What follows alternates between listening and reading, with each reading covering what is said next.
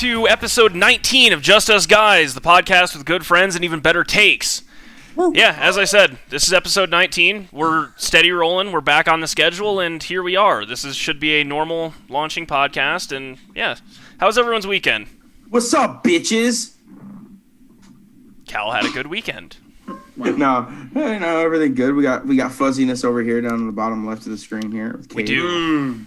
Guess who was unprepared for the Tuesday podcast? Me.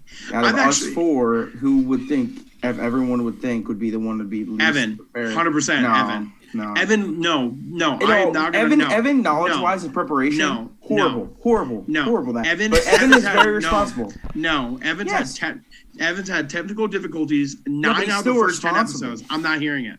But he's still responsible. He had to go buy like 3 headsets just to find one that worked. Well, he does that with everything he does. He does that with 3-woods, putters, cars. I've had a very rough week, okay? And we're now just coming off of that. Boo who? You're going to Vegas on Friday. Calm the down. All right, fellas. I'm just saying I had a very rough week. Hey, okay? buddy, I'm right there with you. It was nice to see my mom, don't get me wrong, but the week has taken a nosedive. How was Lori? That's what I wanted. My mom was great, man. I got to go up to Estes Park, ride on an alpine coaster, which was pretty wild. Yeah, pretty cool all in all. Those are wild. You fear for your life at least 12 times going down. Oh, no, I actually thought I was flying. Coaster? So it's a roller coaster that's built into a mountain, but it's like a single-person cart, and you actually control the brakes. Yeah, you control the speed, how fast you go. It is wild. Is it like Evan, like on like ski slopes, like old ski slopes, like during the summer, they turn them into those, and you go like we did on our senior trip.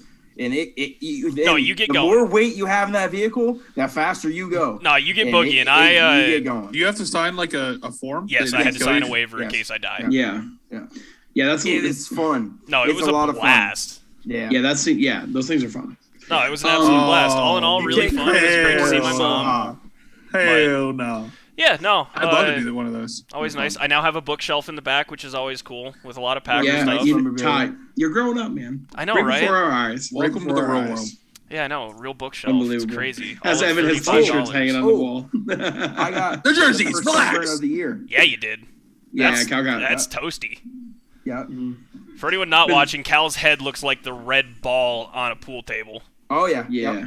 That's why I haven't shaved in the last 4 days, because I just can't do it. You're gonna be peeling skin off. Hey, I just thought I'd bring this up. The cool thing that happened to me since we last spoke, our Nick Mertz, famous streamer, was talking about golf swings on during his stream on Twitch. I tweeted at him, and he said, I'm going to put it, he said, big boy, send it. Send it. So he kind of like low-key called me fat. 80,000 people. 80,000 people watched you swing a golf club. He's like, big boy, send it. It was funny. That was so funny, dude. It is good. Like, dressed like Tiger Woods at Topgolf. Like, will you relax? Big boy, send it.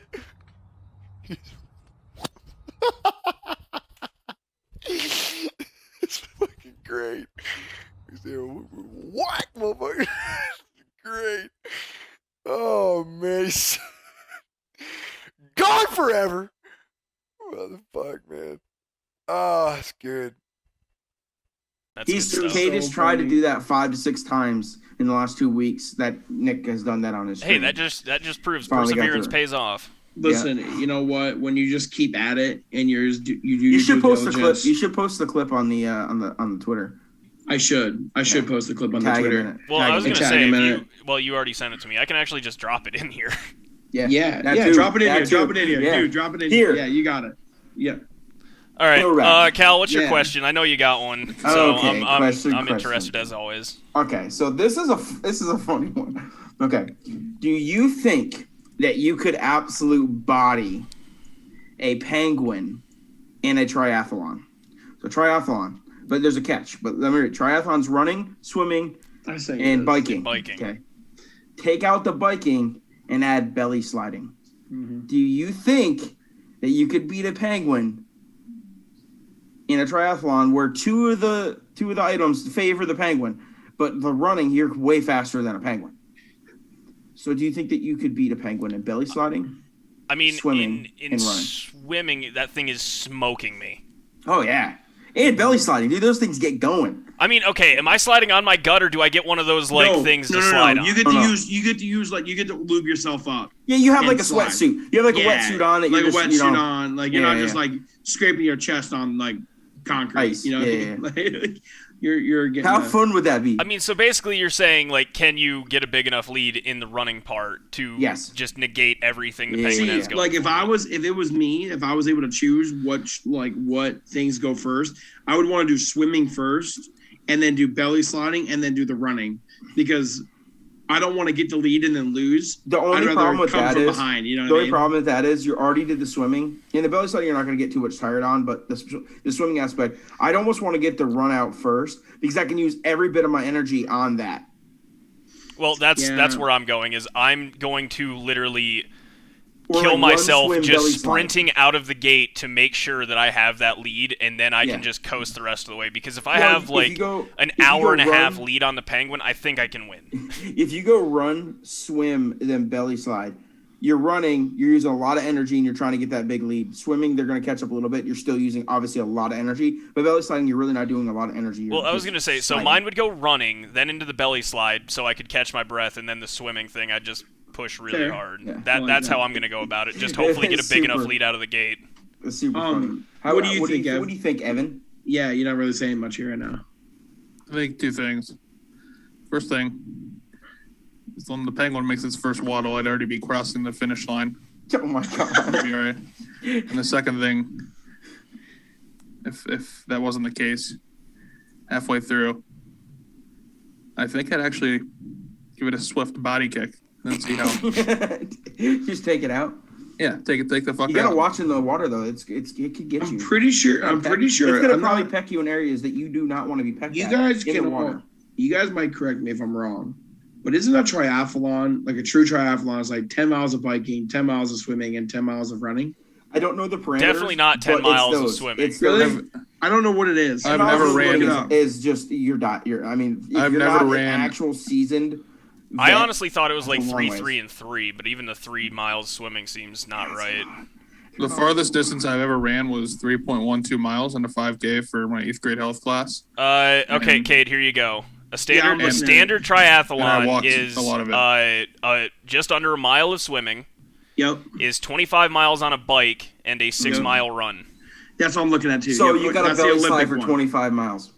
I think the easiest part of the triathlon is Slide the for bike. 20. Could you imagine? Could you imagine just army crawling for 25 miles? I was gonna say, if we're sliding for 25 miles, the penguin wins by a landslide. Yeah. Okay. Yeah. No. Like after like reintroducing the distances to this. How No. much was the run? The run is 6 6 miles. Okay, I can't do that in general. So like, The easiest part would be the No, but biking count. for me, I think. Listen, it doesn't. we're not yeah, biking though. Evan. Oh, we're Stay taking on the that out. question. We're belly sliding instead This of is The biking. dumbest show A ever. penguin This can't is the bike, dumbest Evan. question ever. It's an Okay, awesome wait. question. It's a How, great. how are you question. supposed to slide 25 miles on a Down the hill. on your You're gonna go stomach? down the hill and. Well, then I'm gonna win that because I'm Evan, heavier than the penguin. How Yeah, aren't you dude, you going ever to seen how slide? fast That's the those real penguins I question. don't belly care. slide? It's pure physics. I'm 300 pounds and the penguin is not. Yeah, but the control that they have doing it is just sickening. You ever watched I don't it? care. I want you tonight when we get off of this. Dude, matter. they're gonna swim. Could you imagine swimming a mile? First off, Well, hang on. Okay. Swimming a mile? none of us have swim a straight mile in our lives. None of us. Oh, no. Not I one doubt person. it. So a penguin in the water, the average penguin can swim 22 miles an hour. Oh, Yeah, we're we getting lose. fucked. We're Yeah, lost. we're done. Yeah, We're yeah, smoked. yeah, Yeah, It's not that he's- fast.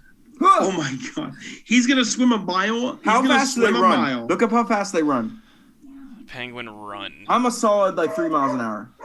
Cal, you run faster than 3 miles an hour. Emperor penguins, which are the largest penguins, move at a solid 5.6 miles an hour. Yo, they're That's blusting not us. bad. They're dusting us. Yeah, getting penguins hot. are They're dusting smoking us. Yeah. Because even us jogging, we're gonna jog at like 8 miles an hour. 8, And 9. we're We'll not have gonna the even- endurance to carry it, but it's not. Yeah. We're not gonna even come close to We're catching not- up after he swims a mile in less than 3 minutes, and Yeah. we are gonna take an hour. Yeah.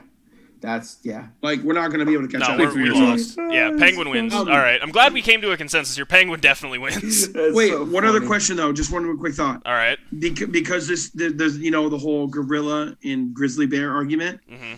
And that argument is now switching to, do we think a grizzly bear versus a rhino? Rhino bodies the grizzly bear. The rhino bodies the grizzly bear, right? Rhino wins. No matter how hungry that grizzly bear gets, pure grit. It couldn't eat through its hide. It couldn't claw through its hide. The rhino's hide's like weaponry. 5 inches thick. There's nothing that really has a weaponry for a rhino. No, it takes a literal pack of lions to take down rhinos, and even they don't even fight with them. They only go for the babies. They only go for the babies, man. Like, they don't even go for like the adults. Like, once the adults, like, they're just tanks moving through the safari, man.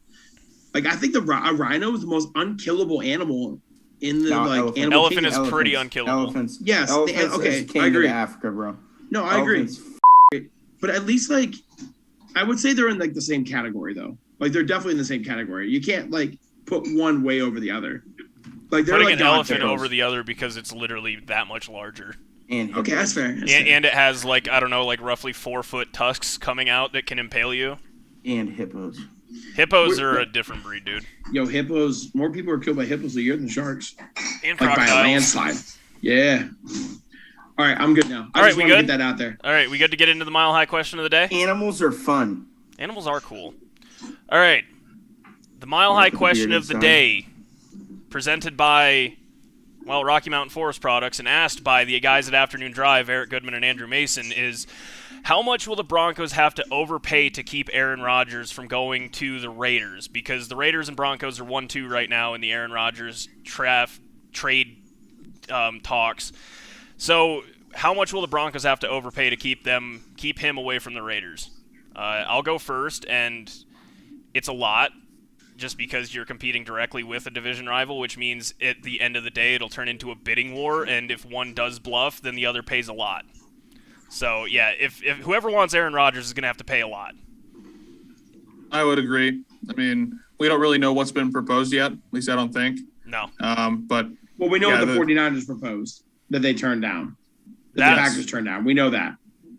I'm pretty sure that wasn't true. I saw from Packers. That was speculation, I believe. Yeah. Oh, okay. Well, at least there's an idea, though. Like, we at least have a fundamental idea of what was offered. I mean, it's whoever the Packers. It's going to be kind of whoever unloads the ship more. I mean, the Packers feel like, this is a good trade. I don't think they care who they're going to send it to, but it's going to be a lot either way. My good friends, 21 Savage and J. Cole said it perfectly. A lot. For the mere fact is, whether the Raiders are involved or not, if they take the Raiders right out of the equation, the Broncos are going to have to shell out a lot of money anyways to try to get him, or a lot of assets. So either way, if the Raiders are involved or not, it's going to be a hard sell either way. But they're going to it's going to be record breaking. I said on this show that Deshaun Watson would be the biggest trade in NFL history, as in like how much you gave up for like one person. After the Stafford trade and the trade. I still said Deshaun Watson would break that. I now believe Aaron Rodgers will absolutely destroy Matthew Stafford's value by a landslide. I mean, they're going to have to give up a player, probably 4 first-round picks, at least 3, maybe a couple pick swaps. I don't know. Either way, whoever gets it, if it goes through and it happens, they're still giving up the house and more. So, you can't even put, into words how much value either one of them are going to give up. Either way, it's going to be the house. No, I agree. And as this opportunity presents itself, we're going to use this as a segue and transition into an actual Aaron Rodgers discussion. If you want to hear that, go check out the podcast on Spotify, YouTube, and Facebook. And thanks again, everyone at Afternoon Drive, Eric Goodman and Andrew Mason. Check them out every day. All right, let's get into it. Can I just go first? Jesus. Evan. Right in the middle of the thing, dude. What is wrong with you? I think he snorted some Mountain Dew before he got on. All right. Well, let's see. I don't. Where do I start? If Aaron Rodgers gets dealt, it will be to an AFC team. He's not going to an NFC team. That's just not going to happen. The Packers won't trade him in division or in conference. That's Unless not going to it's happen. someone really bad. I don't even think then. I don't see it happening. I don't think that he's going to get traded. Like, regardless, I just don't see it happening. But I'm not going to speculate because I don't know it. There's a 0% chance he retires. The man's not going to retire.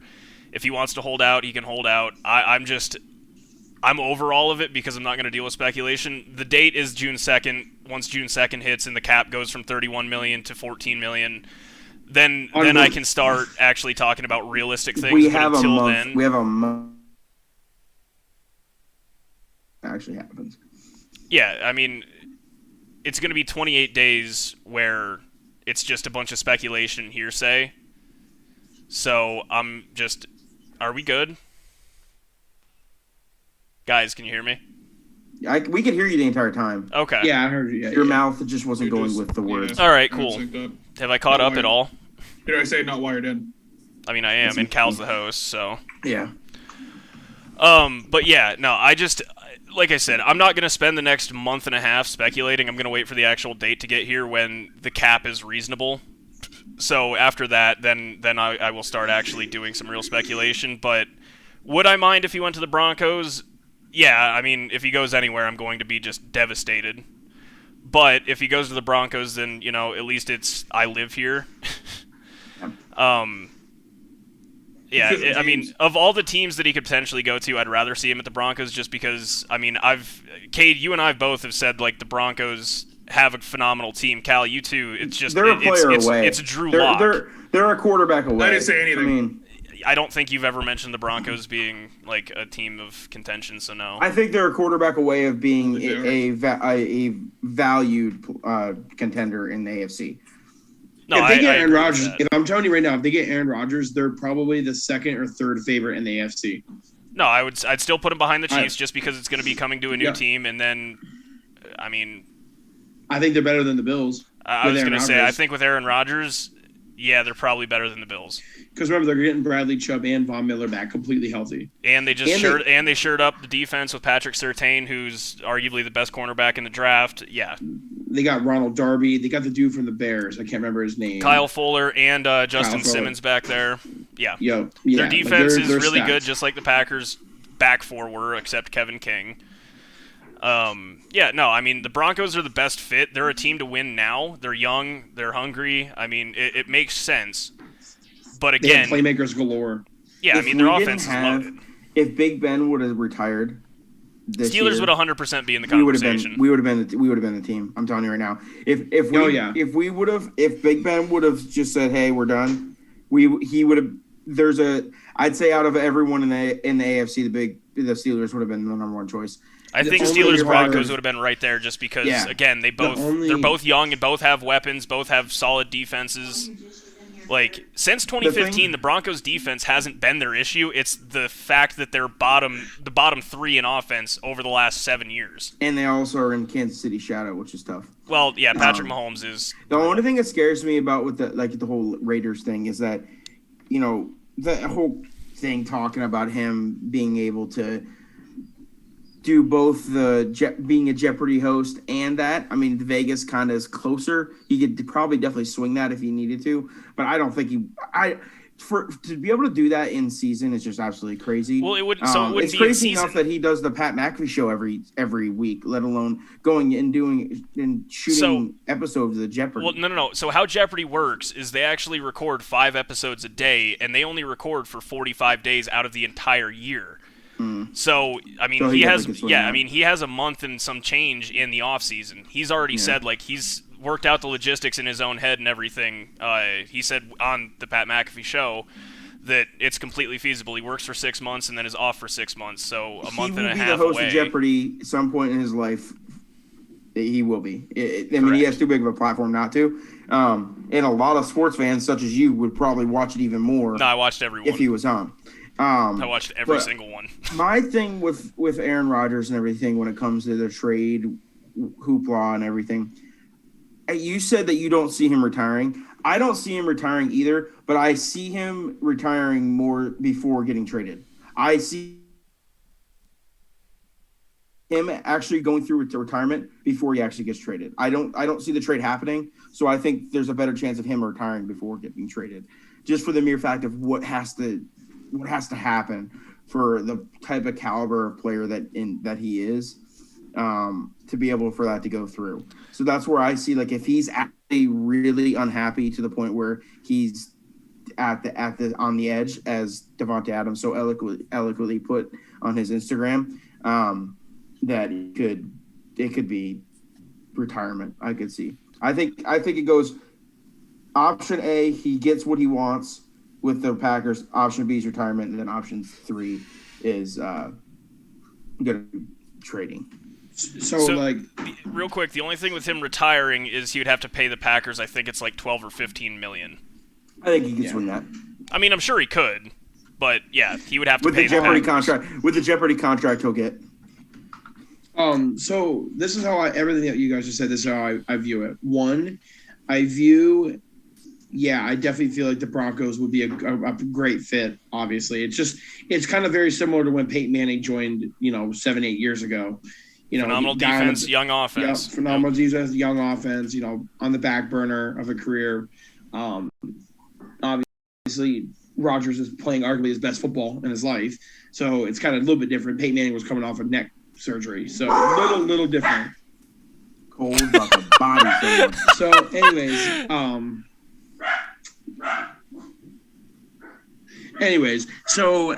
they, like that situation is a little bit different.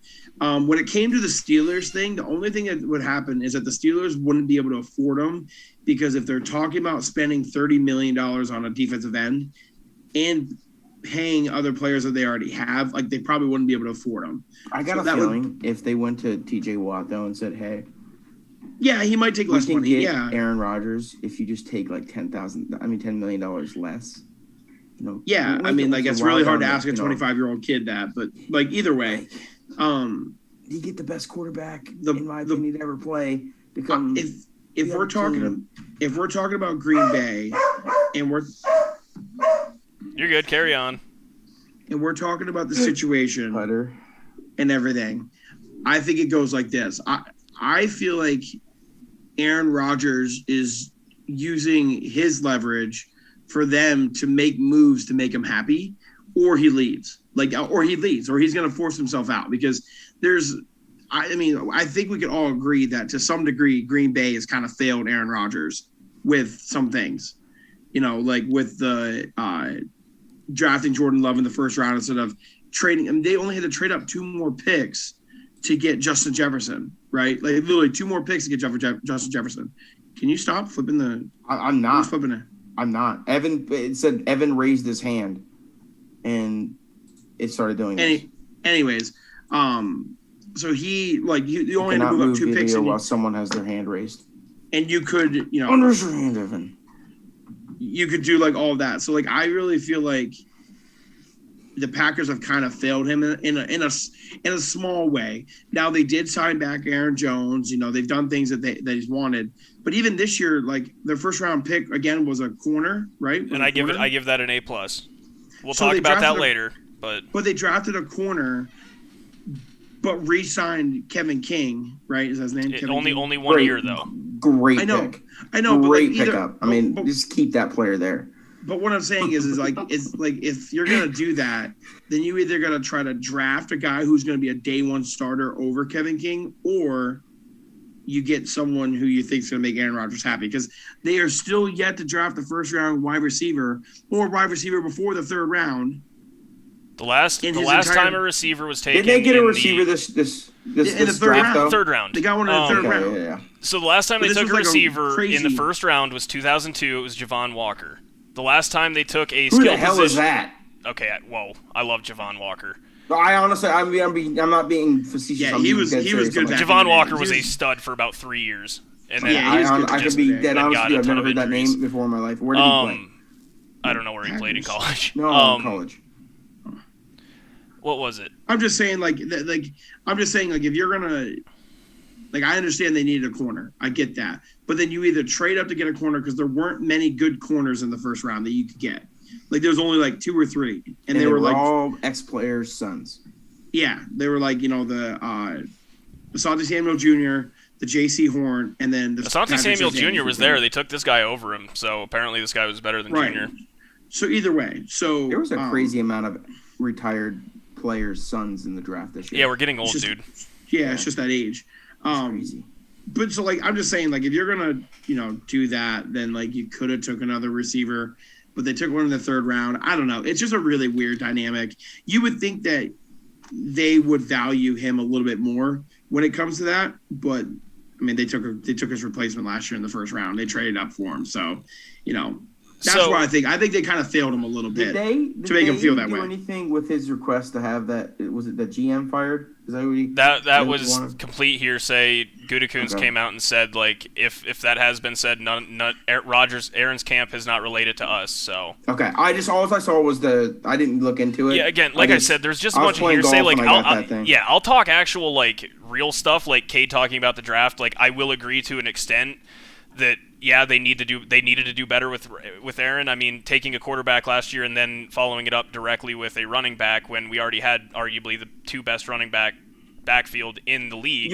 You had one, if not two, one starters. Two. Yeah, starters. I mean, running back room. Jamal Williams is going to either be the starter or split 50-50 in Detroit. Yeah, right. The running back room that you guys had was, if not the top 3 in the league for running back. Now I love A.J. Dillon, and I'm really glad we have him, but I don't know if a running back following Jordan Love was the move. The Jordan Love pick, I mean, you guys we were all in a party together. You know how I felt about that. I couldn't have hated anything more. Right. But it was one of the worst picks ever. It's a pick that's going to probably look very poor if he doesn't pan out to be at least we a top don't know 10 that. quarterback. It could be 5 years from now, and that dude could be a stud, and we're that was a great move by the Packers. No, I agree with that because no matter what, though, you can only judge a pick by when the pick was made, and they traded up to get a backup quarterback who might not play for like another 3 years at the minimum, like this year, but I'm saying like. Without Rodgers' contract. Like, Rodgers had 4 years left when they drafted him 4 years. Yes, yeah. when they drafted him, they said that means he wasn't going to be a starter for 3 to 4 years unless literally Aaron Rodgers died. They had to have known when they paid that pick and told Goodell, this is who we want, that there was going to be backlash. So here's the thing. Like, A.J. Hawk came on, he was on McAfee's show Monday. Was he high at the time? Hawk, no. Hawk just smokes about 75 cigars. Yeah. He looks high every time I see him. But no, he came on and said, like, that it doesn't have anything to do with Jordan Love. It doesn't have anything to do with their draft picks. It doesn't have anything to do with that. It's more or less Aaron just doesn't feel like he is part of the group that is making decisions. And I understand that when you're a franchise quarterback because, I mean, hell, the Broncos, when they got Peyton, they said, this is your team. Do whatever you want. I mean, Tampa Bay, even when they drafted Kyle Trask this year, they called Tom Brady and said, hey, we're going to draft this guy. Is that okay with you? Like, are you okay with that? I mean, for sake, the Bears called Andy Dalton and said, hey, we're going to take Fields number 9. Are you good with that? Like, Aaron never got any of that. Aaron was never involved in any of that. Last year, Aaron went on in front of a press conference like at the beginning of the season and said, no, I'm really excited. Like, Jake Kumerow, we called him Touchdown Jesus in Green Bay. Like, he's going to be one of my main options this year. Like, him and Devontae are pretty much my 1-2. The next day they cut him. I understand where Aaron's coming from if he's not consulted on literally anything, like, because that's just wrong. It's your franchise quarterback. Like, he should have at least his opinion heard. But and real quick, to address the thing, Cade, you were talking about. What part? The not getting things around Aaron. I do agree they can always draft more players, but consistently, and this is coming from a Packers fan, consistently over the last decade, since we won our last Super Bowl, we haven't had a single defense in the top 10. Our offense typically in the top 10. That is praise to Aaron Rodgers. But right, that's Aaron Rodgers. I understand that, but I'm not going to knock Jordy Nelson, Devontae Adams, the running backs we've had, like the tight ends we've had. Jimmy Graham. Shut the hell up. Eddie Lacy was a rookie of the year, dude. Eddie Lacy for 3 years was a phenomenal running back. He got the then he got into China Eddie, food. baby. Cheeseburger Eddie. You gotta throw Jimmy Graham in there. So he was an absolute beast. No, he wasn't. He was never a beast for us. But then we always have a consistent line. Like, arguably, Green Bay has one of the top, like, I would say top 7 lines over the last decade. They know how to draft linemen. They are phenomenal at drafting linemen. So it's never been an issue of that. I mean, hell, we just made David Bakhtiari at one point the highest paid left tackle. Our center is the highest paid. Aaron Jones took a insanely team-friendly deal to stay on the team. Devontae Adams is going to get paid next year. How bad? They keep pieces around. It's just their defense is always the problem. So drafting defense, I don't mind. The Jordan Love pick is still always going to be just mind-boggling to me, unless he becomes a top 10 quarterback for the next 15 years, which I don't know. I've seen him in practice, and he can't hit a net. I feel like How more bad likely does that than not, suck? he's gonna be just based off of, like if you're a guy, like I'm gonna take Patrick Mahomes out of the equation because like it's just an unfair standard to hold to everybody else. If you're a guy who's drafted and either is not NFL ready to start day one, you're going to have a very hard time, I feel like, becoming a top 10 quarterback like for like 10 years. You know what I mean? Like how many of those do we find? Like how many QBs do we see sit for a year or even 3 or 4 years, whatever it may be, and then come in and all of a sudden they're like a top 10 quarterback for like a significant amount of time. They might have a good stretch or, might be good over a year or two, but like sustainable success, it's pretty much like any quarterback you draft early in the draft into a good situation and they thrive, right? I mean, like, honestly, like, so, I mean, Jordan Love could definitely pan out. No, but, like, I mean, if I he had has to the make a potential. bet, I mean, the thing with, like, even Aaron has said on record that, like, he needed to sit for those 3 years behind Brett because they actually helped him work out his mechanics and everything. Like, Aaron, again, was arguably the 1 or 2 pick with Alex Smith in that draft. But Aaron says, like, no, my throwing motion was wrong. Like, I was throwing more with my upper body instead of, like, stepping through it. Like, the time that he sat did help him. So that's all I can hope that it helps with Jordan Love. I mean, like, Right. if Jordan Love turns into, could have been a Josh Allen, like, start, and have a couple bad seasons and then, develop into what he is, awesome. But most quarterbacks, no. Like, Josh Allen to me is Josh Allen and Pat, I would put Pat here. Deshaun. Josh is right here. Deshaun also deserves to be in that. But yeah, I mean that's 3 out of the last 7 years. I can't think of many other. I mean, I was gonna one that came to mind was Mark Sanchez, but the Jets had like an all-decade defense when Sanchez was leading that team. It's 15 years ago, but Philip Rivers is definitely that guy. Phil stepped right in. Yeah, Eli sat behind Kurt Warner for a couple games, and Yeah, then Eli came in. even Big Ben didn't play a full season his rookie season. it might be a touch early, but I'm on the Kyler Murray. I'm on Justin Herbert. Kyler Murray I'm on Justin Herbert. And Justin Herbert. Herbert. Again, we'll see how these pan out, but yeah, they've definitely shown a flash of something. But I'm still one for setting people, just because I've seen it work out with Aaron. But I know it doesn't work for everybody. I mean, Jimmy G sat behind Tom, and Jimmy G had a good season, and then has been injured every season since. I'm trying to think. I mean. Yeah. Overall, just to comment on what you're saying, I just feel like, man, it's like if you have a good employee, right? If you have a good employee and you're somebody who owns a business and they come up to you and say, hey, I know it's a tough time, but like, I need this day off. You know what I mean? Like, I really need this day off. I got something going on. Like, typically, if it's a really good employee, like you make that extra effort, you make that work. Or if like, the employee says, "Hey, I think if we did this, it will help us do X amount at the end of the year."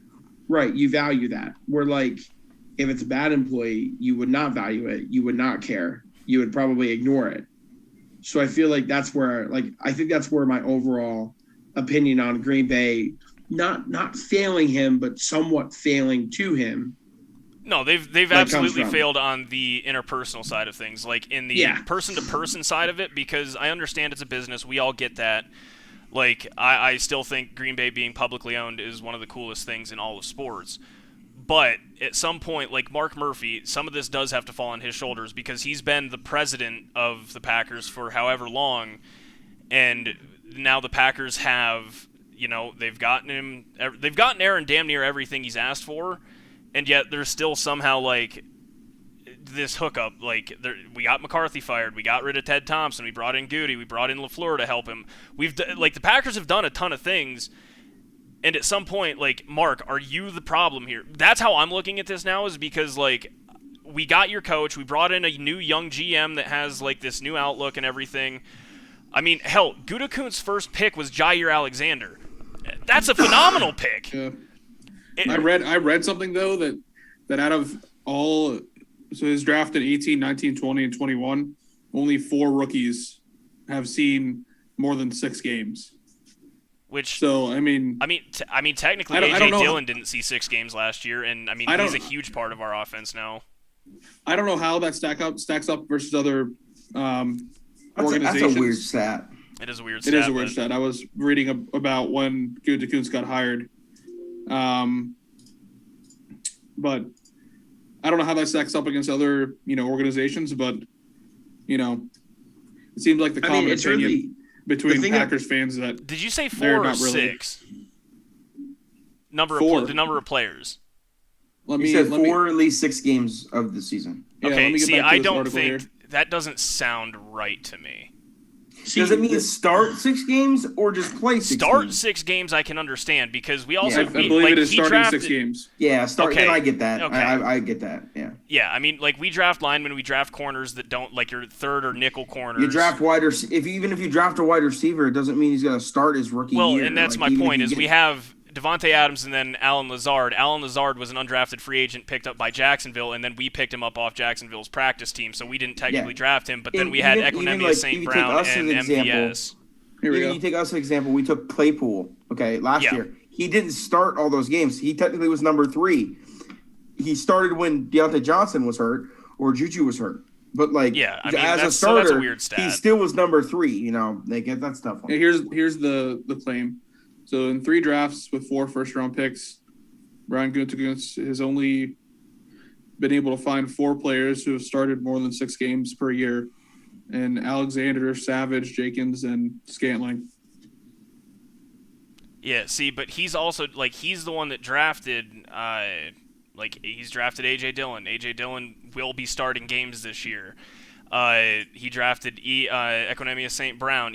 They've drafted a bunch of stuff, but started, okay, I get it, 11 spots. I mean, our offensive line, he's drafted phenomenal at line, but none of them are seeing any time. I mean, hell, he drafted Jenkins, and now he's drafted 4 other guys. I mean, they're drafting well. It's just we have good players.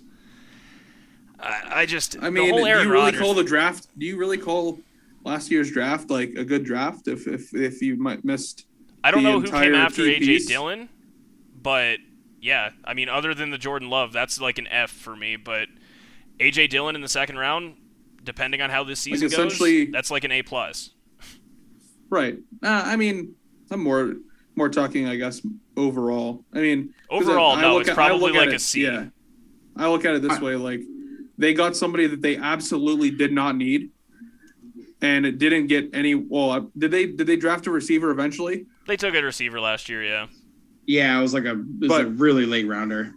Yeah, and they didn't get a receiver, or they didn't get somebody. They didn't last early. year. They didn't. They took Josiah DeGuara as tight end. He's going to be a bigger part this year. He's like our third string tight end. He replaces he plays more than Mercedes Lewis, but Mercedes Lewis is our true number 2 just because he's a huge body. John Runyon played last year. He was a guard. Jake Hansen played a little last year. He was a guard, or a center, I'm sorry. I don't know who this offensive tackle was. Vernon Scott he played, helps with nickel. He's a safety.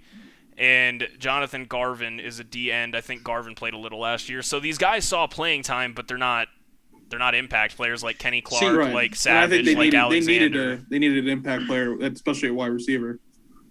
I if you're talking about them drafting and if you're gonna think about their grade, the only thing that other than the Jordan Love pick that was awful, they didn't draft the best player available.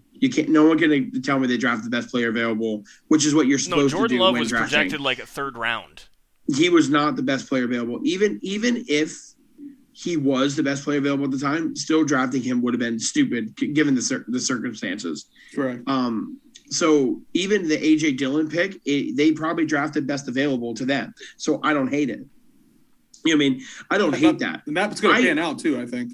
I just hate moving up in a draft to then take a backup quarterback who may sit for 4 years. Like, you probably didn't have to move up. Like, no matter what, that's what I think everyone's always going to like talk about. But I mean, I don't know. I don't want to harp on it too much. I just feel like no matter what, Aaron Rodgers is always going to look at it as like, we have had. You said how long since the last Super Bowl? It's been 10 years. Super Bowl was 2010. 2010, yeah. Right. We've had 10 years to. I mean, they definitely have drafted game-changing players. I mean, Devontae Adams and Jordy. Well, Jordy was there, but Devontae Adams was like 12 or 13, and he was a third-round pick.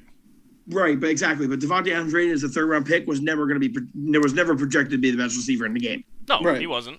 So like that's. I think no matter what, like Aaron Rodgers is going to probably look down and be like, okay, guys, like you guys have not taken a player in the first round who is going to openly benefit me day one since I won a Super Bowl.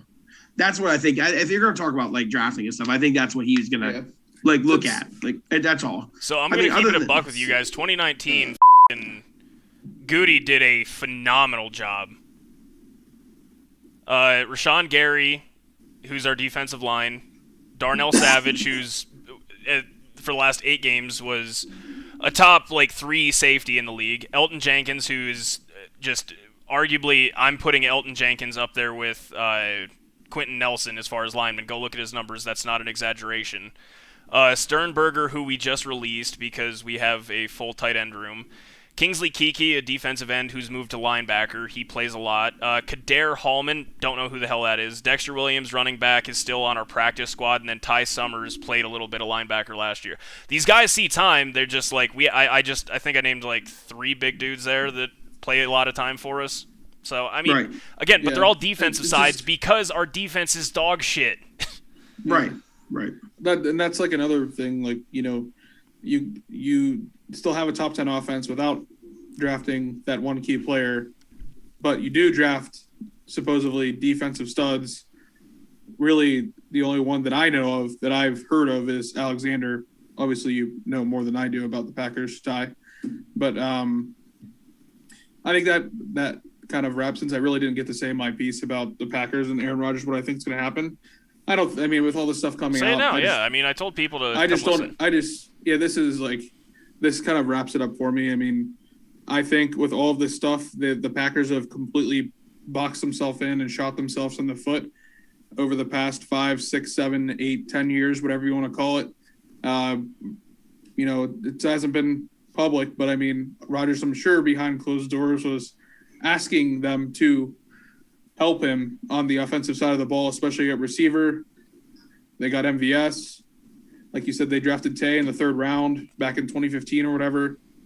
It just seems like the GM, even before Ted Thompson before, and then Gutekunst, it seems like they just don't give a shit about Aaron Rodgers and what he thinks. So, okay, my question to this is, everyone wants to say he doesn't have weapons. 4 years ago, Aaron Rodgers' receivers were Devontae Adams, Jordy Nelson, Randall Cobb. Those were your top 3. Who are you drafting to replace one of those 3? Does anybody have an answer to replace arguably one of the best slot receivers, Jordy Nelson, who is his best buddy, and Devontae Adams? Well, I'm saying, honestly, I'm kind of echoing what you've been saying to us, Ty. I've heard the past 2 or 3 years, hey, we're so shallow at the wide receiver position. Why? Why? Other than Adams, we didn't. After those 2 left, we didn't have anything established. Exactly. So, you didn't draft a receiver last year when that's the number one thing that you guys needed was some help at receiver, and there were so many good receivers out there.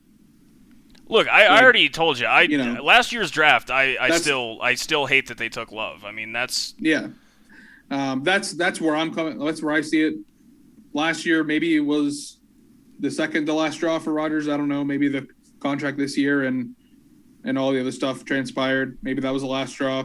I don't know. I don't see him ever suiting up for Green Bay again. Unfortunately, I hate to say that, but because I'd like to see the man play for the same entire team, or the team for his entirety of his career. because he's been there so long. And, I feel like it's going to get messy in June, with all the stuff and afterwards too, all the stuff that might come out and what happened to him and stuff that when he can legally say stuff. If he goes to the Broncos or the Raiders or whatever, I think the third option would be retirement. I think he's coming off an MVP season, so one of his last things he's thinking of is probably retiring. But who knows? We could all be surprised. No, you're right. I just genuinely doubt he retires, but Yeah. I mean, we'll see how it goes. Also, just a quick note. The receivers that they could have drafted with that 26th pick. So here's the receivers that went off the board in the first round, all before the 26th pick. Henry Ruggs, Jerry Jeudy, CeeDee Lamb, Jalen Reagor, Justin Jefferson, and Brandon Ayuk. Brandon Ayuk was a stud for the 49ers, even though the 49ers sucked last year. That was before the Packers pick? Yeah, but Packers picked 26th. Who was after the Packers? After the Packers picked T. Higgins. I loved T. Higgins. Wish they would have taken him. Very good, very good. Michael Pittman, who had like 500 yards last year with the Colts, he was dog shit. Some dude the Jaguars picked, I don't even care. KJ Hamler at 46, Chase Claypool at 49, Van Jefferson at 57, and then Denzel Mims, who I would have loved if we got Denzel Mims.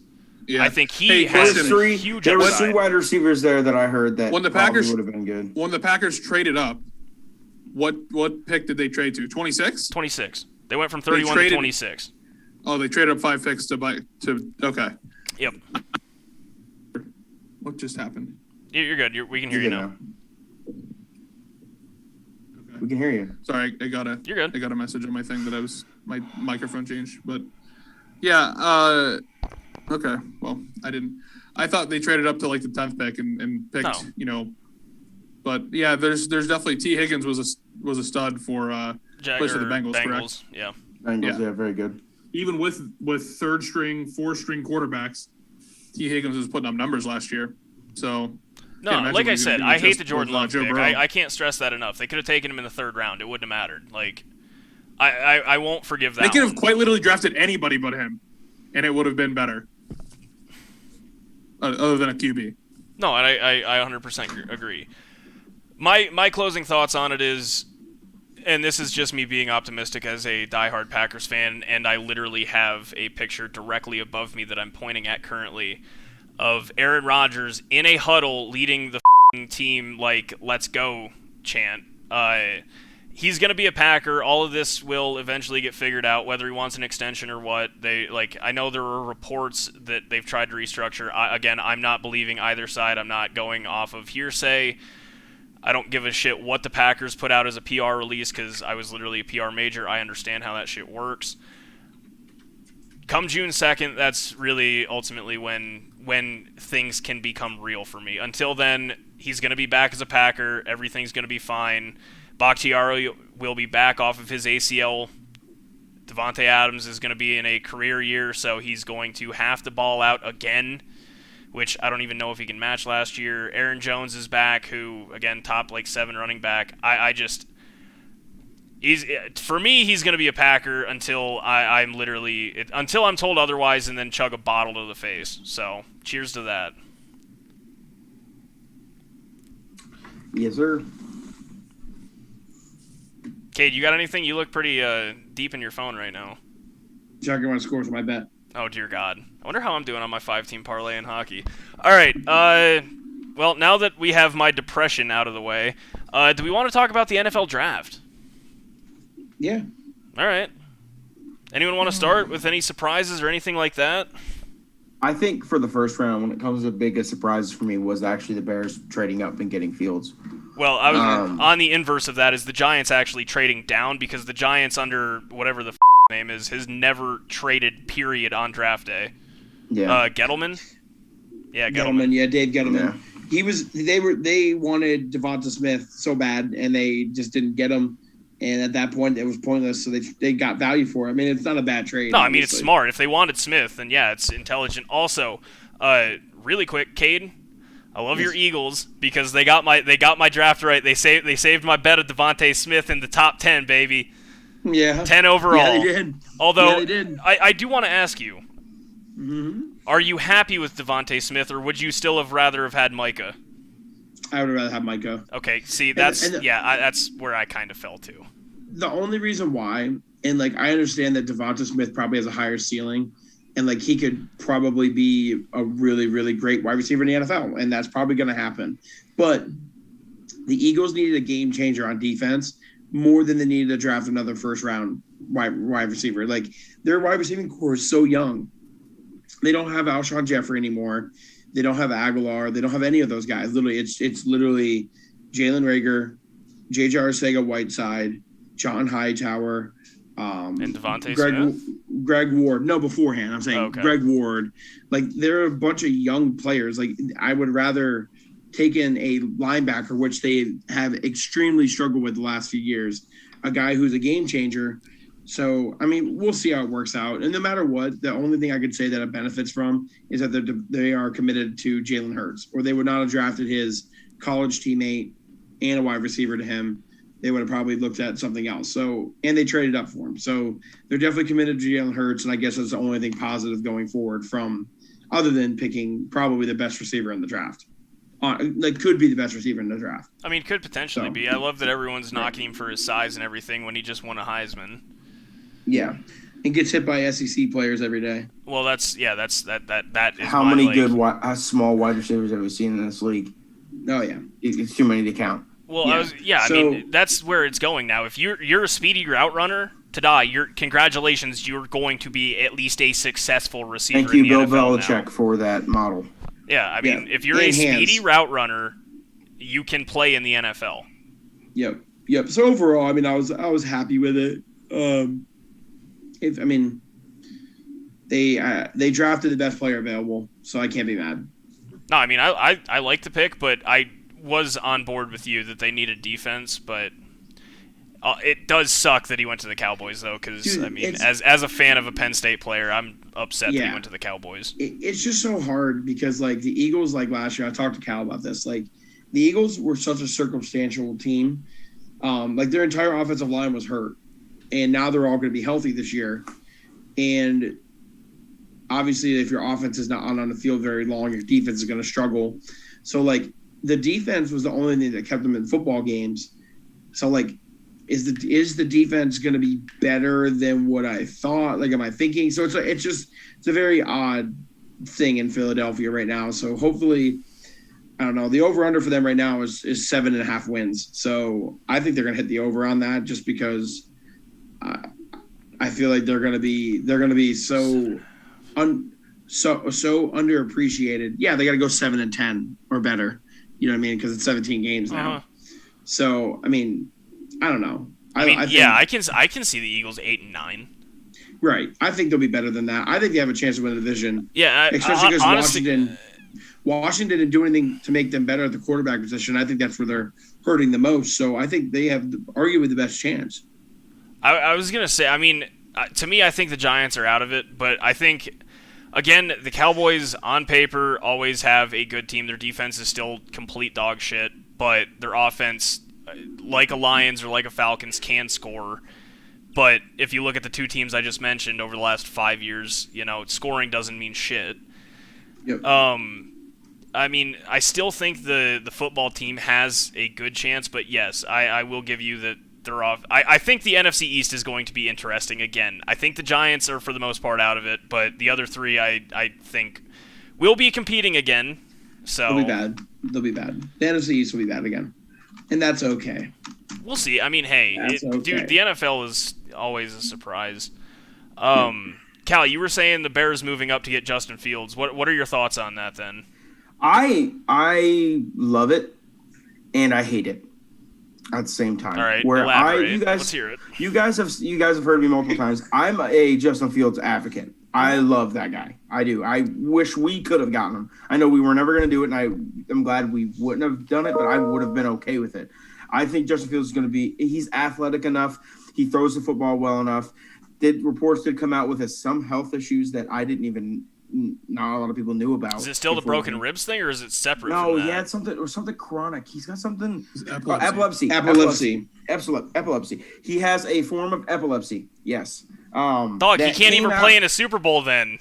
the Bears, every team in the NFL were aware. The Bears are aware too as well that he has like some form of epilepsy. I'm not entirely sure what that means, but I was just surprised that they traded up for him. But at the same time, I think when you have, I've said a couple of times with other quarterbacks with other teams. Right now, you have Andy Dalton, okay, and then you drafting. Can we wait? Fields. Can this You be think later? those two are the exact opposite of each other? They're exact opposite. No, I mean, Where- one's a pocket passer, the other makes plays. Exactly. So it's good for that aspect. I like it for that because they have a sample size. Testing. They have No, you can see what testability. works. Yeah, you can absolutely see what works. Like if And Dalton you has still like a have- 4-game slide, you throw Fields in there and say, what can you do? Exactly. And you still have the Bears still have weapons. They got Allen Robinson, who is, in my opinion, the most underrated wide receiver in the league. We will all agree with that. Yeah. Yeah. You have Tyree Cohen, who's still solid.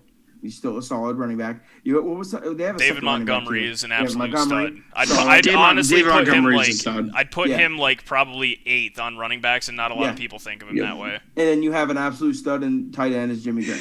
So I hate you. Jimmy Graham doesn't play for them anymore. yeah, he does. I don't think so, but I He I can. does saw not. a picture of the potential starting lineup with him on it. Well, on let's on check real quick. Instagrams. Let's see. I'm like Jimmy 90% sure he Graham. did not play for them I last thought I year. saw him on Instagrams. A picture. Well, of on his face. Instagram, all he does is post. I mean, no, it It was I says saw it current on team. his He's cam. still with Chicago. You're right. Yeah, I remember seeing that Johnny Sins looking face on that. in the I hate picture. Jimmy Graham. But I that's the one thing that's the reason why I like the pick so much is that they have testability. They have Still have two of the Khalil exact Mack, opposite too. Player. And oh yeah, their defense is pretty solid. Roquan Smith. they're- Yeah, no, they have still a serviceable defense. Their back end is that's- starting to hurt a little bit more because they lost Adrian Amos and Kyle Fuller, but That's where I like it because Justin Fields is that gamble style player, and they have a safety net already with Andy Dalton. Even though Andy Dalton's not going to get them a Super Bowl, Andy Dalton can get them to the playoffs. they made a Super Bowl Yeah, that's with Rex Grossman. Don't Yeah. ever count out the Red Rocket. No, 100%. And I love Andy Dalton. He was another guy that I wouldn't have mind us snagging off of free agency. But I don't mind the Justin Fields trade up pick. I don't mind it at all. Just for the mere fact of like, okay, yeah, you get a guy like Kyle Trask is a playmaker style quarterback as well, but there's not much difference. you know? Trask, I think, is more of a working project. I think that he has all the intangibles. He's athletic, has a cannon of an arm, and can clearly play the game. His head is a little out there. Justin Fields, on the other hand, I think, as Cade mentions, can walk in day one and literally win Yeah. the game, They're- and they're win talking a about it. game. Orlovsky said it. He's like, you need to start him day one. Yeah, Because start on day you one. already know what you have with Andy Dalton. You already know what you have That's with him. true. Right. Start him day one to see what you have. No, you either let him fall on his face early, or Andy Dalton falls on his face, which you already know can happen, and you play him late. Like I would rather. you trade up. It's hard for me not to be like, why aren't you playing him? If you traded up to get him, why aren't you playing him? The question is are there with the roster established right now? Is the Chicago Bears a Super Bowl team next year? No. I don't think a Super Bowl No. team. I think they're a playoff So then you team. play him. I Play think they're him. a playoff team. Yeah, Then See, you and play him. for me, They where were a I'm looking playoff at team this is 3 different quarterbacks in there last year. they were fringe playoff last year actually, which is absurd. My thing with it is though, I'm very delayed right now, but I'm gonna roll with it. My thing with it is though, is you put Dalton out there first, you see what the team does, because if you get a sense that the team has some chemistry and maybe they're losing like, one score games, you say, all right, we're going to put Fields out here. You don't put Fields out there first and then the team fall flat on their face and then destroy Fields' confidence. It's you get a feel like in the first 3-4 weeks, if the team is there, if the team is really playing well, but the QB is noticeably dragging them down or just not making enough plays to get them over that hump where it's a score, 3 to 7 points, then it's like, all right, Andy, look, we gave you this. We tried. We're going to see what Justin can do. And if Justin goes in there and, rattles off 4 or 5 wins, well, the Bears hit the lottery, which I will hate. Yeah. Especially if the other stuff pans out negatively. But all things accounting, I'm putting it, when I talk about the NFC North from henceforth, Aaron Rodgers is the starting quarterback of the Packers. Yeah, because he is technically. It'll be very interesting to see what they do. Pick. No, I roasted Michael and Mason about it and asked if they were Bears fans on draft night, and Mason sent me a thing. He was already buying a Bears Fields jersey. So that stuff just it hurts. I couldn't imagine waking up and being him and his mindset. I think the Bears actually won the draft. I mean, not just because of that. I feel like they traded up. They got a pick for a quarterback that they think is going to be franchise changing. And at the end of the day, you win the draft by doing that. No, I mean, you have to be. Because if you miss, no matter what, you don't know whether you're going to miss at 20 or you're going to miss at number 1. It doesn't matter. They moved up for Mitch. Right. Yeah, that's really bad. They moved up for Mitch over Deshaun and Pat.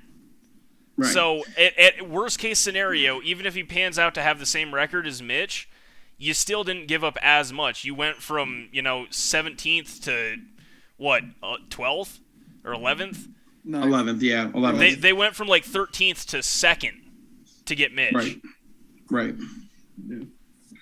What a big fat L that was. I'm a big fan. Whenever teams draft a quarterback and play him, like Zach Wilson. Zach Wilson's going to be starting. Well, no, I mean, they committed to Zach. As soon as they got rid of Darnold, every person under the sun knew the Jets were taking a quarterback. Now, that was up in the air, but it trickled out that Zach Wilson was their guy. Also, shout out to the 49ers for doing the biggest bamboozle of all time and getting Trey Lance. Shout out to Carolina for making what's his name? Rule? Oh my God, Matt Rule. His first 9 picks as part of 9 picks as an NFL head coach, all defense. Look, I'm here for building up defense, and that's not just coming because the Packers. That's the only thing they draft, but 9, not even a 6th round tight end or Cowboys offensive took lineman. 6 defensive players this year. Yeah, that's because they had the worst defense in the NFL. No, history, not just NFL history.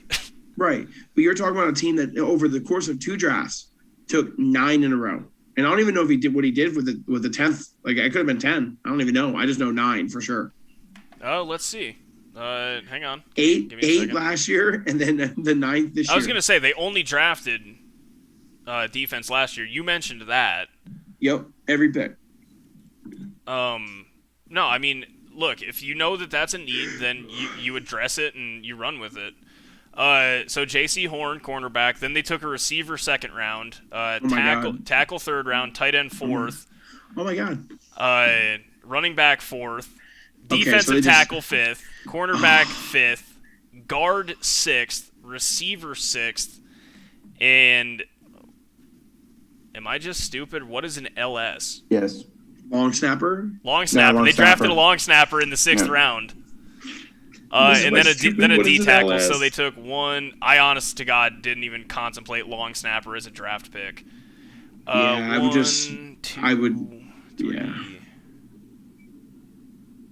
They still took 5. They still took 5 in this draft. So that's 13 in his first 2 years. 13 in the first 2 years. I love it though. I mean, hey, I thought there was a lot of really. I thought the Jets were winners of the draft. They traded up and got multiple offensive linemen. No, Sam Darnold. No, the Jets getting that lineman Vera Tucker. That was actually, I think, a really good pick. I think I don't watch a ton of tape on all the rookies, but if I recognize the name, I usually look him up and I recognize that name. Dude's good. Yeah, big dude from USC, man. Yeah, huge man. But yeah, I thought the draft was overall pretty. One of the most surprising things. What was it the other day I thought about? Oh, the Cowboys and Eagles trading. That's No, the that first was the time most Yeah, wild ever. thing. I was still Ever. pretty much in lockdown You don't mode see because that- of you don't the Aaron see that very Rodgers thing. often. But I wanted to ask you what you thought of that. And You know what I think that was Cowboys weird. decided? I think the Cowboys decided that they knew that either the Giants or the Eagles were going to get Devonta Smith, and at least the Cowboys are like, well, Cowboys well, wanted this- Micah Parsons. If they didn't trade with them, they weren't going to get him because the Eagles were going to get him first, right? Were No, no, Eagles the getting Cowboys? Eagles could No, have the Eagles taken were him 12. first. The Eagles were 12 and the Giants were Okay. 10, and then the Giants were 11 and the Cowboys were 10. Cowboys were 10. The Okay. Eagles traded with the Cowboys to get Devonta Smith before the Giants. And then the The Cowboys Cowboys decided the Cowboys knew that they were going to lose a wide receiver. I mean, they were going to watch Devonta Smith go to a divisional rival, so they took a third-round pick to at least be like, okay, like, hey, we got a third-round pick out of it, as well as giving up, the spot. Like, I mean, to picking be a spot. honest, So to the Cowboys crazy, getting Micah though. Parsons to replace Sean Lee is a pretty fair trade. well, they were going to pick him there anyways. They were No, going to pick they him were at gonna 10. they were gonna take him, but losing Sean Lee the same day of them taking Micah Parsons is, Mm-hmm. I mean, shout out, like, good move for the Cowboys. I mean, you Mm-hmm. lost one of your premier leaders of your defensive squad primarily just because he had a big name but didn't play 3/4 of a season because the man was the most he's been susceptible. hurt. He was literally a crash test dummy. Like, the dude Yeah, had a he was- concussion literally every other game. He's been so banged up the last 5 years. No, I love them getting Micah Parsons. But, again, I don't care for the Cowboys, so... How do the Steelers fans feel about their draft? I absolutely love our last pick of the draft. Your last pick or Najee? Last pick. Absolute. Did you see our last pick? Me, I did not. I have No, just in no general. idea. Our last pick is an absolute unit of a punter. Oh, yeah, it's I the did dude. too. Yeah, okay, I know. Dude, yeah, he okay. is like 6'3", like 240. That guy gets it. Man, straight up I mean, gonna hit the punt, like the X button on The punt draw. the leg on that guy is just oh my god, it's bigger than my whole body. I'm so happy. I love So, it, love it. But But I love the Najee Harris pick as well. That's who I wanted. That's who I wanted, and we got him, and I'm happy. Najee Harris. Yeah, it's a huge pick. I thought I was a little surprised at the tight end pick at 55. The Freiermuth was. I'm happy we got I him. love Freiermuth. Freiermuth. I love him. or- I love him. Dude, I So love I it. was surprised. If you guys non-Steeler fans didn't know that Vance McDonald did retire this year, yeah. he was basically our first.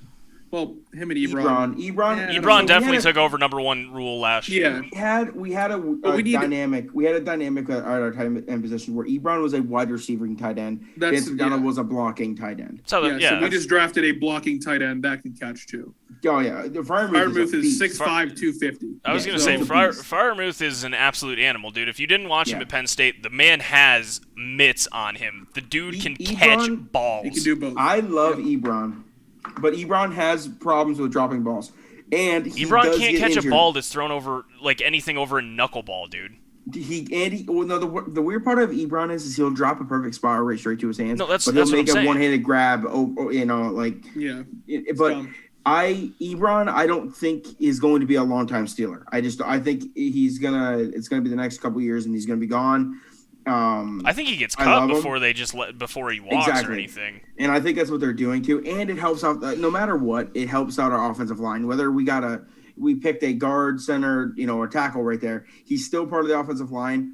It's good to add pieces. And then we did right after that go back-to-back picks of center and then guard. Which is smart. And then tackle. Yep. I think we went 3 in a row. We went center, guard, tackle, or something like that. We went guard, tackle, linebacker. Well, that guard, he's technically a center. He's a center. He's a Center, tackle, Yeah. center, tackle, linebacker, That's what it was. cornerback, punter. Yeah. We got an edge rusher, and then we got a middle linebacker as well. So, I'm excited. We drafted everything that we needed, really. Yeah, I'm happy with it. I was surprised, honestly, that we didn't try, just from everything that's going on, I'm surprised we didn't try to make a chase at Kyle Trask.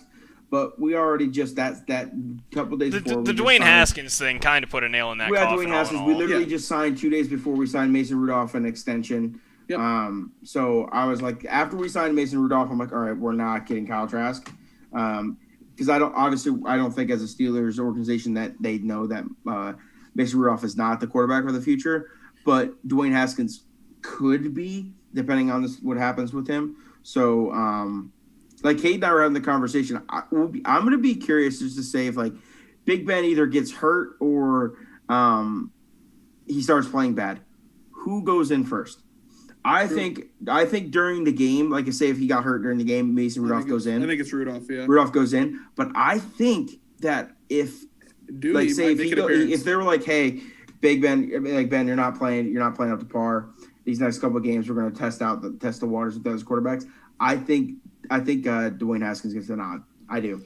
See, I think I think if they have time to prep. That was my statement. I said if they have time to prep, say like if they were like, say if he gets hurt the week before the bye week, right? They're going to put Rudolph in to get through the game, hopefully win the game. If they don't, starting that week, I guarantee you they would name Dwayne Haskins the starter because they already know what they have in Mason Rudolph. Like Mason Rudolph is not a starter in the National Football League. Mason Rudolph will be a journeyman backup. He will be a journeyman backup. They know that. Like make a shitload of money. He might be our next Charlie Batch. Right, exactly. You don't know what you have in Dwayne Haskins on your football team. He will play first if you gave him time to prep. Just because they're going to be like, well, maybe we'll see what Dwayne Haskins has. Maybe he is the next he's only player. on for a 1-year contract. So we got to know quickly. Whereas Mason Rudolph, he signed an extension. We know what we got for the next couple of years with him. Where we have to kind of decide quickly of like, hey, does Deshaun Haskins have it or does he not? Dwayne Haskins, sorry. Dwayne Haskins, does he have it or he doesn't? Personally, I think Ben would have to play like extremely bad. Oh yeah, no, Ben plays like he played the last 5 games. Then yeah, our defense can save us, from losing and keeping the game tight. Well, from what we saw in the beginning, our defense scares me this year. We lost Dupree and Nelson. Yeah, we drafted people to the rookies. We got Trey Norwood in the 7th round, and we got I don't know which one of the two, Roach or Johnson, is the edge rusher, but we got 2 linebackers. I mean, we have players to replace them, but we still have T.J. Watt. We still have some of our core players. Devin Bush is coming back. Hey, you'll have Spillane back too. Spillane, Cam Hayward. We have a lot of really good linebackers. Don't forget about Cam Hayward. We got to worry about Steelers run a 3-4, don't they? Yeah. Okay, so that actually does mean something that all we your run linebackers are coming back. We run a 3-4, but it's with it's a 4-3 with T.J. Watt. Yeah, like I mean, I'm the most, obviously everyone is always excited about their first round pick, but I am super excited to see how just a mammoth of a human, 6'2", 230. The dude, like, I watched every single one of his interviews afterwards, and like even the Periscope interviews with all the local Pittsburgh, sports writers and stuff like that. He has confidence, not cockiness. They were just like, what can you add to Pittsburgh's running game? And he literally goes, well, what running game? And he's like, it's a fair answer. And he's like, anything that I add to it is going to make it better. Anything that I can do to add is going to make it better. So that's what I'm going to do. It's like, if they need me to catch balls, I'm going to catch balls. If you need me to go run between the tackles, I'll run between the tackles. I'm 6'2" and 230. I can do that. If you need me to bounce outside, I can do that. So whatever I can do to help out this, running game that we don't have, I can do that. And I'm like, I like that because it's a little bit of cockiness, but he's like literally was like, this is the facts, and I can help out. The thing is, Najee Harris can be as cocky as he wants. And again, this has nothing to do with football, but the dude literally, his draft party was from like a homeless shelter. The dude is a stand-up dude, human being, and I love the Najee Harris pick for you guys. I genuinely do. The offensive line, I mean, I think he'll probably be able to just manhandle people anyway. The offensive line will get addressed. I think that most of the time offensive line concerns are being overblown. It just depends on scheming out of, offensive line issues, which means RPO we got that one and offensive everything. Lineman from Kansas City, he was a Pro Bowler. I'm a huge fan of that. We signed him, yeah. But losing, I died a little bit inside today when we lost. No, Villanueva is not just losing him, but him going to the Ravens. The Ravens, yeah. That's what I kept seeing. Can't wait for the T.J. Watt Villanueva matchup. No, I just think Najee Harris is great for you guys. I mean, what at worst case scenario obviously is just a complete bust. But let's be realistic. Worst case scenario, he's what? Eddie Lacy gives you 3 phenomenal years because they're built more or less the same, and then just disappears, and to die, you guys draft somebody else. Yeah, Like that. Who, Eddie Lacy or Najee Harris? Running backs right now are almost dime a dozen. Well, that's just it. Unless you have something special like King Henrik or Dalvin Cook will eventually get paid. Aaron Jones, like I said, a healthy Saquon. A healthy Saquon is an actual offensive line. Zeke. Even Nick Chubb. Zeke with a line. Nick Chubb is also a phenomenal. I mean, other than your top 10 running backs, I mean, hell, boys, let's be real here. Melvin Gordon and Todd Gurley 5 years ago were the top 2 running backs in the league, arguably. I even made a claim that I thought that Todd Gurley was on pace to be the best running back we've ever seen. Yeah. No, a lot of people were of that same thought. And now we also went nuts the year that they went to the Super Bowl, and everyone thought that was going to be the takeoff for the Rams, and it kind of settled down. Well, they paid him. They paid him like that was the deal. Yeah. Yep. And then the next year, they just were like, no, he has arthritis in his knee. We're not going to play him. But genuinely, that's the thing with running backs is look at those 2 dudes, Melvin Gordon and Todd Gurley. Everyone was pretty much consensus Melvin Gordon is a phenomenal running back out of the backfield. The dude can find holes, but also is a great receiver. And Todd Gurley, on the other hand, was, holy shit, this dude might be the best running back we've ever seen. Yeah. Le'Veon Bell, same thing. Lev Bell, that was of his own kind of deal. But still, yes, 100%. Still arguably the best weapon we've ever seen out of the backfield. Yeah, they're so expendable. Well, though. You look at last year, and all 3 of them different teams now. Yeah, and more or less irrelevant. Yeah, well, look at last year. Very, too. very relevant. Look at last year where, just say fantasy football wise, the top 4 fantasy running backs were in no order: McCaffrey, Barkley, Kamara. Barkley was not in that. No, I'm just saying, Are you talking about beginning of season? Yes, I'm talking about before the drafting of doing fantasy drafts last year, going into last year. Got it. You had the top 4 saying McCaffrey, Kamara, Barkley, and Jones because he had 23 touchdowns. Aaron Jones. That's who my there was Aaron Jones, Dalvin Cook. 2 of those had Cook was injured the year before. Yep, 2 of those. He tore his ACL the year before. Exactly, and you're exactly what I'm saying. I thought you were talking about in the fantasy drafts going into this season. No, going into next season. Yeah, I was talking going about into next season. Yeah, 2 out. He was still a first round pick, I think, though. No, 2 out of those 4 had season-ending injuries. It's one of, if not the most injured position in the NFL. Are we gonna openly admit that it's actually crazy impressive that Derrick Henry, in this day and age in the NFL, for running backs, has been doing what he's been doing for this long? For 3 consecutive years, it's insane. Yeah. Well, even under the radar too, because he really didn't get much hype until halfway through the season. Not last year, but the season before. Yeah, I was going to say the year before, that's when everyone was like, holy shit, Derrick Henry is built for late season football. Yeah. And then, again, coming into this year, everyone's like, oh, Derrick Henry's that dude, Derrick Henry's that dude. Again, his first 6 games were, I will say, for Derrick Henry standards, mediocre. Yeah. But as soon as that flip, as soon as that flip is switched, the dude just turns into a complete machine. I mean, he ran for 2,000 yards last year, and everyone's like, oh, yeah, no, he could potentially be the MVP, but let's be real, he won't be. Yeah. But Offensive Player of the Year, because for some reason those 2 things are separated, pretty much has that on lock. Derrick Henry is a complete animal. Derrick Henry is... I can't even compare him to anybody because I don't know if we've seen anybody like Derrick Henry. Well, think of this. Early Adrian Peterson was... to me, still the best running back I've ever seen. Vikings Adrian Peterson is the best running back I personally have ever seen. But Derrick Henry is damn near second or third at this point for what he can do. So think of this, okay? So just because I said really.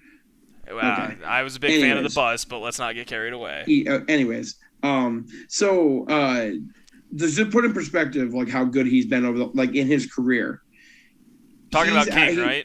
I'm talking about the King, yeah. Okay. He averaged, because remember, like, he was splitting time with, like, Deion Lewis and everyone, like, early on in his career. Which is just insane to me. Right. He averaged 4.5 yards a carry, 4.2, so that's definitely low, and then 5.1, 5.1, and 5.4. Dog, even 4.2 you're saying is low. If you hand the ball 3 times, you have a I don't know what it down. ranks. I don't know what that ranks in the NFL, but it just seems lower.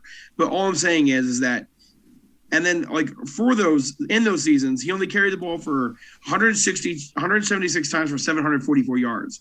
The very next season, he carried it for 215 for 1,100, and then the next season he carried it for 303 for 1,540, 16 touchdowns. Led the league. He led the league in rushing touchdowns in 18, 19, and 20. And then last year he had 378 for 2,027 yards and 17 touchdowns. He had 75 more carries this year and had more yards per carry. That's insane. Yeah.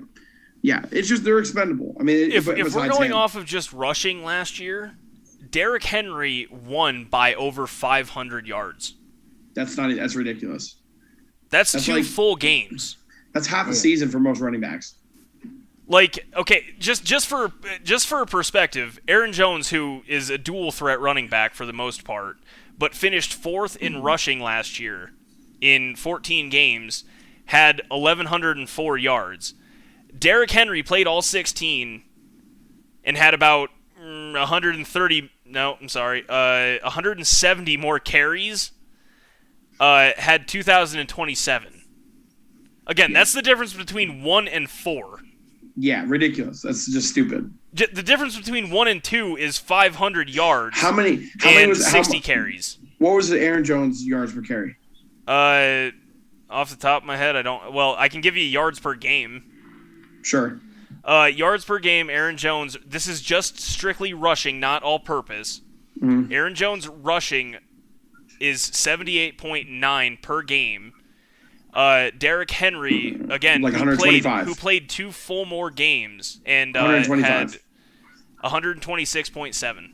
Yeah, that's ridiculous. So just again, to put that into perspective, Aaron Jones played 14 games and had 201 attempts, so 201 rushes.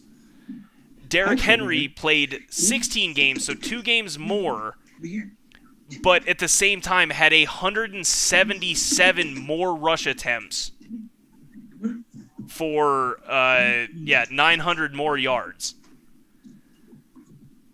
The dude is just unmatched right now. Like, I could even go off of Dalvin Cook, who was 2nd last year, but he still smokes him by 60 attempts and 500 yards. 500 yards, yeah. Easy, pup. That's between 1st and 2nd place. Like, Derrick Henry is doing shit we've more or less never seen, especially in a league currently controlled by passing. Yeah. Right. Well, he's also, the nice part about it, nothing to take away from him, too, but he's also in a system that No, they advocate feeds it to him. They play to their strength. No, they just play to their strength. That's it. They say, all right, Derek, they also, you're our dude. Ryan Tannehill doesn't get the, recognition that sometimes he does deserve. But it's not like they have like a standout quarterback that, say, go win me a football game. Look, it's like this. It's like this. It's like saying, not that you were using it against Derrick Henry, but it'd be like using Patrick Mahomes, like using this, like how much the Chiefs pass the ball against Patrick Mahomes because the running game isn't that great. You know what I mean? They play to their strength. And 100%. Yeah, Derrick Henry is the best player in the NFL from November 1st until the end of the season because there's nobody better than him. Because when it gets cold, when it gets colder, when the ground gets hard to move on, his downhill running is just like good. No, a 6'3", 230-pound dude that can literally run a 4.3. Good luck. You're bigger than most linebackers, and you're definitely faster than most people on the field. Right. So you're literally just going to run that's when he thrives. That's why when you said he gets better as the year goes. No, the thing with the Titans specifically, and this is completely just sidebarred from the NFL draft recap, but Derrick Henry matched with Ryan Tannehill. We're well off that. Oh, yeah. But Ryan Tannehill is just a quarterback that can just control. He's the definition of a game manager. In Miami, he was always required to win games because Miami was dog shit. In Tennessee, it's like, hey, Ryan, go out there. If you have a day, we will give you the ball. But at the end of it, it doesn't matter if you're throwing for 450 yards. You give the ball to the big mother behind you that can run for 2,000 yards. Yep. And their version of controlling the clock is just a little bit different than like the Ravens. The Ravens control the clock by using the running backs and then Lamar's feet, where they just use it by Derrick Henry running straight at you. No, they will beat you into a mud hole, Steve Austin style. He literally averaged almost 20 carries a game, and in the NFL for a running back, that's crazy. Yeah, I mean, I can tell you damn near what he averaged a game real quick with math. Yeah, divided by 16. Nope. Good job, Ty. 23.6 carries per game. Unheard of in the NFL right now. And still hit 2,000 yards and didn't miss a game. Yeah, I remember his over-unders when I was doing the betting and stuff was like that. It was like around like 21, 22. Man didn't miss a game.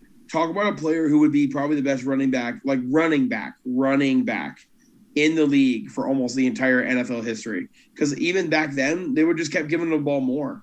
Trust me, like I'm a big advocate of history and everything, but I'm sorry, if you put Derrick Henry in Jim Brown's place, yeah, good luck. Derrick Henry runs for 5,000 yards. Like, yes. That's yes. Yeah, like I'm not one to transition history and everything, but if you put Derrick Henry in damn near any era of football, because football was originally built off of the run game, Derrick Henry is the greatest running back of all time. He's actually playing in the worst era that he could play in for his play style, like for him.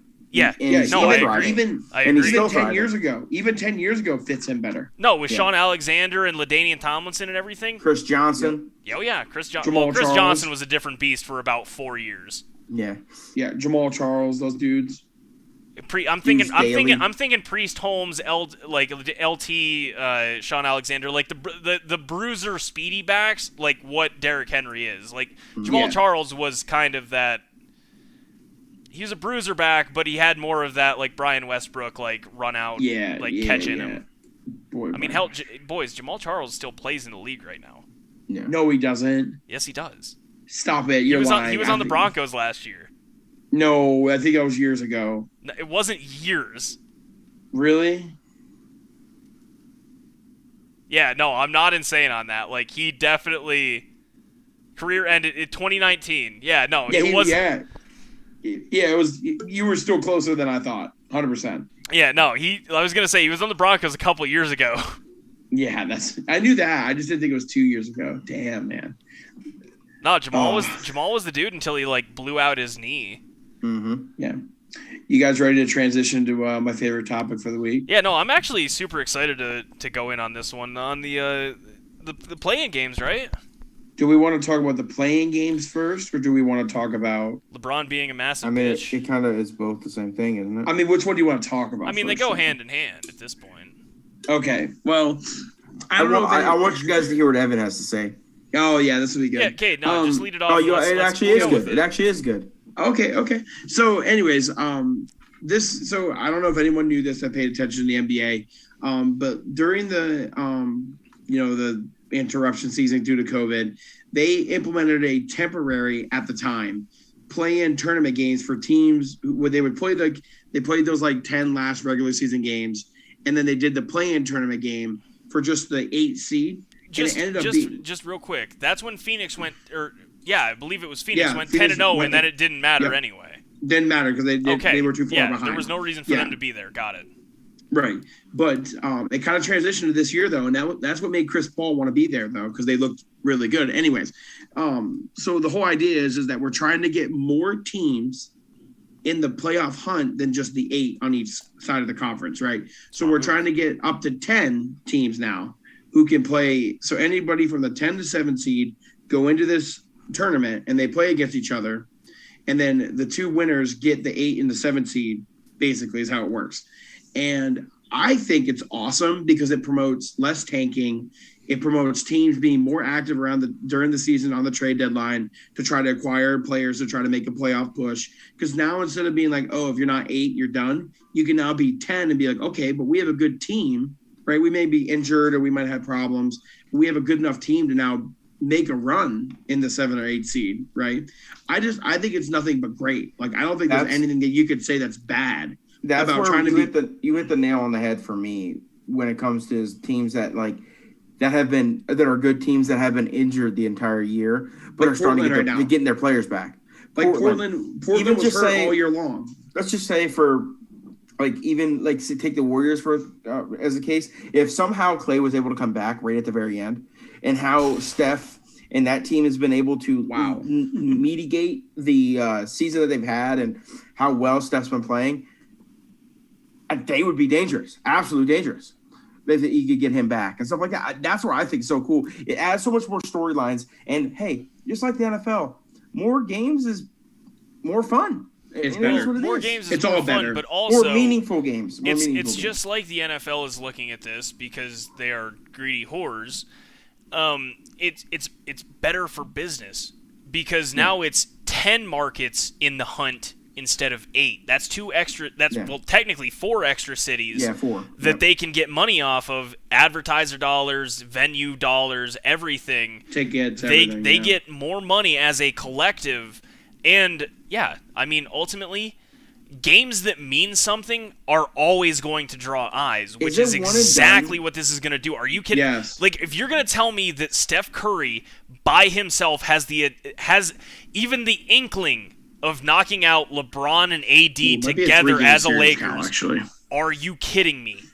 I would love nothing more than seeing that happen, or vice versa. Like, if LeBron does knock Steph out, those are fun vendettas. Even as sports fans, maybe they don't hate each other, but those are fun vendettas to just hype up. Listen, no matter what, if they don't hate each other, there's still rivalries. No, I'm telling you right now, the best basketball game of the year last year was when the Blazers had to play the Grizzlies, and the Grizzlies had to beat the Portland twice. I think that's what it is. The lower seed has to beat the higher seed twice. Yeah, it's the higher seed gets basically a nod of a game.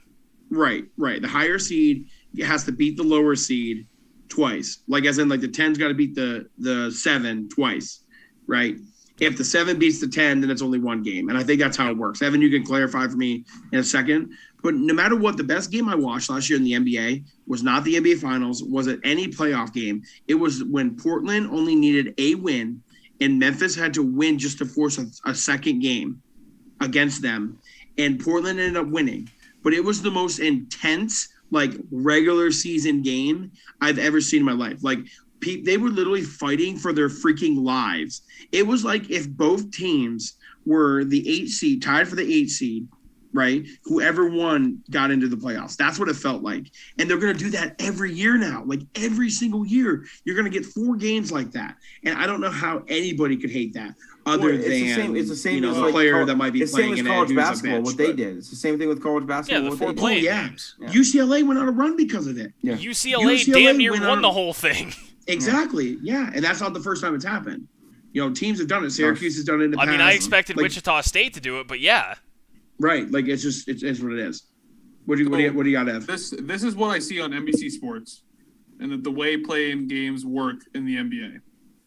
At the end of the regular season, the number in 7 and 8 seeds will play one game, with the winner advancing into the traditional playoffs as the 7 seed. Yep. Then the 9 and 10 seeds will play. The loser of that game in season. So it's just one game only. One game. But no. Finally, the loser of the 7-8 game and the winner of the 9-10 game will play each other in a single elimination game. The winner becoming the 8th seed and the loser going home. So you could be, I love that. You could be an 8th seed at the end of the season and not make the playoffs. Yeah. You could be a 7. Awesome. You could be a 7 or 8 seed if I understand. Or a 7 or 8 seed and not make the playoffs. That's awesome. Yeah, that's great. Meaningful basketball. Who does not want to watch meaningful basketball? I mean, it doesn't matter if you're the 7 or 8 seed. As a player. Dog, the point of the playoffs are to show who is the best of the best. It doesn't matter if you're a 1 seed or an 8 seed in normal formatting. If you're an 8 seed and you're the best team right now, if you're the hottest, It doesn't matter. The Packers, the Steelers, the Giants, we've all won Super Bowls being the 6th seed, playing only road playoff games, getting there and winning the game. That's the part of it. If a 10 seed at this time is better than a 7 seed, well, you're up shit's creek, bud, because guess what? That team's better than you. Look at even like the East in the past couple of years. Milwaukee's been the number 1 seed they've been a staple number 1 seed every single year. Toronto every year. And they haven't made it to the finals. It's because it doesn't matter in the NBA. Out of all the sports that you could say like home field advantage and blah blah blah blah blah, the better team will always win. No, because you get 3 games. Because if you're the lower seed, you still get 3 games at home. Like if you're in the NFL, you don't get another game. It's one and done. No, it's one and done. But that's why everyone goes absolutely batshit crazy. Right, but like in basketball, the better team doesn't always win, but majority of the time in the NBA, pretty much always wins. That's why you saw like LeBron, like when he was with the Cavs as a 4 seed, get to the finals. Like everyone knew that, they're just a 4 seed. Like they're still the favorites. They were still the favorites. Nobody said out of the East that the Cleveland Cavaliers weren't the favorites when they went against the Hawks.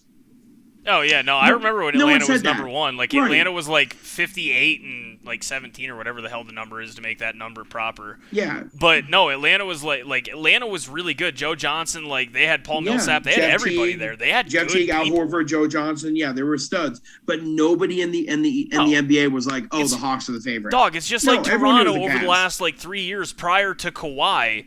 Like everyone was like, Toronto. I mean, you could say the same thing for Denver. Like, Denver always finishes super well in the regular season, but then when they got to the playoffs historically, other than last season, it was like, Denver's going to be more or less an easy out because they're a regular season team. The Phoenix Suns this year are going to be the best record in the NBA, and they're going to have the number 1 seed in the West. They will not be the favorites to get to the Western Conference. No they shot. Won't be the favorites. They won't be favorites to get to the West Conference Finals, let alone favorites to get to to represent the West. I'm not kidding you. Other than the first round, whoever they play, unless it's the Lakers, they will not be a favorite through every round other than the first round. The Suns. Correct. Right. Because and they might not. And you said they might not even be the favorites. I'm sorry, but just off of experience and history, I'm going to put the Clippers. I'm going to put the Nuggets. I'm going to put the Lakers. Those are about the 3. I'm going to put those 3 as favorites against the Jazz are pretty good. The Jazz are good, but again, what have the Jazz done? I mean, they got beat. They were up 3-1 against the Nuggets last year. They lost. Right. I will say that the Suns, when I'm thinking about it right now, the Suns, if they were to play, like even the Mavericks would arguably, just because of Luka. No. I'm saying the Suns. I'm saying that you would see a lot of games in that series where the Mavs are favored. No, I mean, okay, so wait. I actually don't know this about the NBA playoffs. I know it about the NHL. I don't know it about the NBA. Are they doing a bubble or is it actually travel? No, it's travel. Okay, that's crazy to me because the NHL isn't doing that. They're all moving up to the north, I believe. I saw something about, I don't know if by the playoffs, I think they're allowing fans in. I think they are. Portland's the only team that's not gonna allow fans in right now. I mean, I'll go to a Nuggets game if I have an extra $500, and currently I don't. Almost every NBA team right now has fans in, besides like a few. Yeah, like right now. I saw. I think Damian Lillard tweeted it. He goes, we're gonna be the only team in the playoffs that doesn't have fans in the place. Yeah, I love it. I don't know how anyone can hate it. I understand a player like LeBron who hates it because one, he's super privileged, super privileged. Well, he's also going to be the 8 seed and might lose. They might lose. There may be one game and lose. Here's my take. LeBron wouldn't give a singular shit about this if what Ty? But LeBron last year said that he loves the play-in thing that gives more people a chance to get it when he was the goddamn 1 seed. Now this year, because he's the 7 seed, he hates it. Yeah, right. Exactly. He's a hypocrite. Yeah. That's where I was going with it. He's a bitch.